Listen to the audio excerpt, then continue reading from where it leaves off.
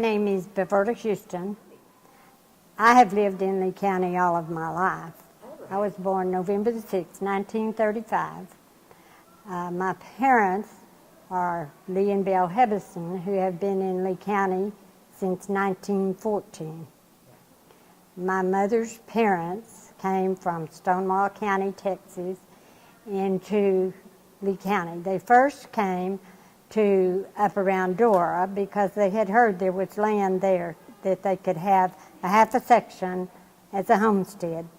And they came there and all of the land had been taken there, but they told them there was more land further south. So they came to the community of Jenkins, which is west of Crossroads. And there was a man there that had established a shack, and then he was willing to give up his land because he didn't want to stay there, so he let them have his half section. And so that's where they began, and then they added some more to it. They came, it took them about 2 weeks to come in wagons, and they brought their whole family. And when they got there, of course, they had to live in tents until they could get a place to live.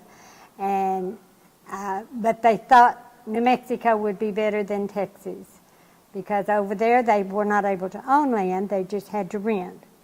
And so when they came there, they were excited to have their own home. So after a few years, they built, started out with a half dugout and lived in a tent and began to, they purchased a cow and a horse and began to raise crops. They just raised crops that they could use to feed their livestock. And after a few years, they needed more money to provide a living, so they would go back to their family in Texas during harvest time and work in the cotton fields or the hay fields to make enough money to get through the winter. Of course, times were hard. They had a school, they had to walk, her and her two brothers had to walk about 2.5 miles to school at the Jenkins School at the time. They had about 60 kids in the school and one teacher, and she taught all of them grades 1 through 8. So my mother went till she graduated from the 8th grade, and then they had established a community at Crossroads. They had a post office and a school over there. So they moved into a house closer so they could go to the Crossroads school, because it went through the 10th grade, so she could go on to the 10th grade. And when she was going to Crossroads school was where she met my dad. He was going to school there too. His parents had homesteaded in the Crossroads area too. So they went to school together, and times were a lot more relaxed then. They played games. They didn't have a lot of social life unless they had a singing at someone's house. But they were all friends, and so she grew up there. Her family went back to Texas to stay for a while, but she had been dating my dad, and so they went back in 29, I believe, and so he went back down there and got her in 1931, and they were married in Clovis and came back, and he was working for U.D. Sawyer on the Sawyer Ranch at the time.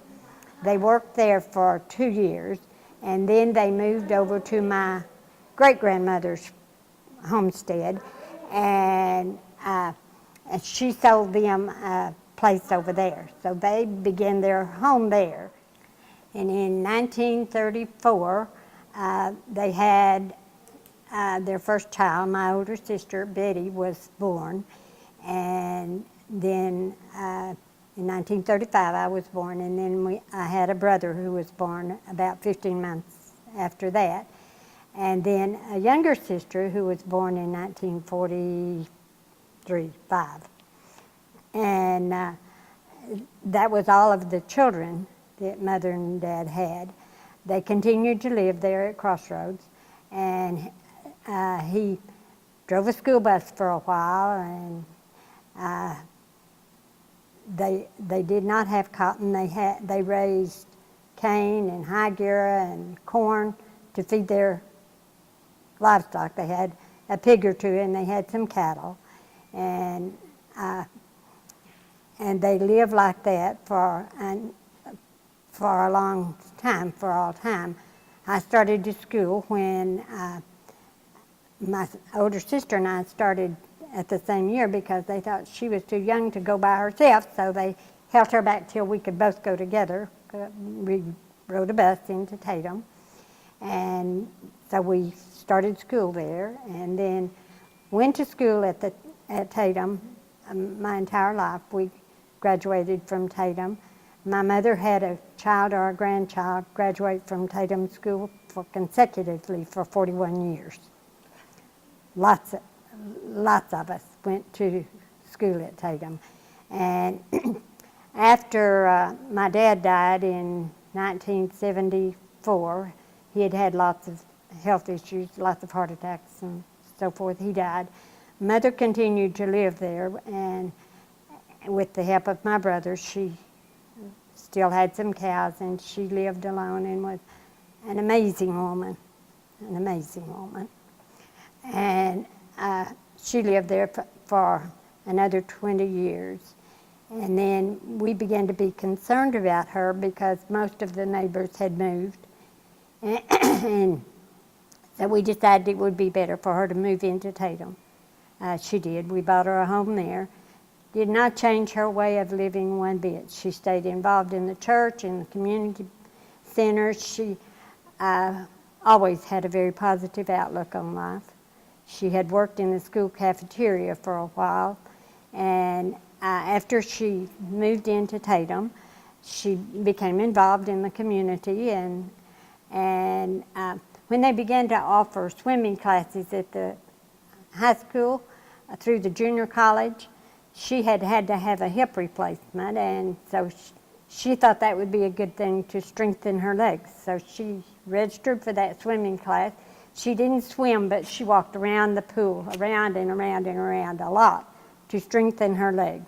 She was no doubt the oldest person that had ever registered at the junior college. But she did that, and then, like I say, she was involved in the senior center and the church and with her neighbors. When she was 95, she developed colon cancer, and they did surgery, and she did real well for another 5 years. Yes, she did that. She did never slow down and never complained. Never complained. She loved to make quilts. She probably made 150 handmade quilts. All of it was handmade. She made one for each of her children, grandchildren, great-grandchildren, and gave away a lot. She had one in her quilt frame 2 weeks before she died. Yes, she didn't hear well, so she didn't do television much, and so her pastime was quilting. And she did that. She lived to be 100.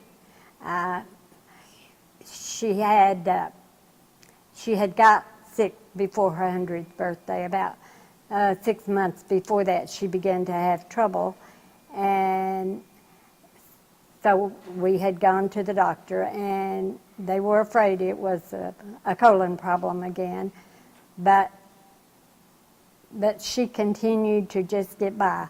We had a big 100th birthday party for her on her 100th birthday, and she even showed she could dance. She danced at her 100th birthday. She continued to play 84 at the senior center, and like I said, she enjoyed every minute of her life and never complained. She always felt like God had truly blessed her.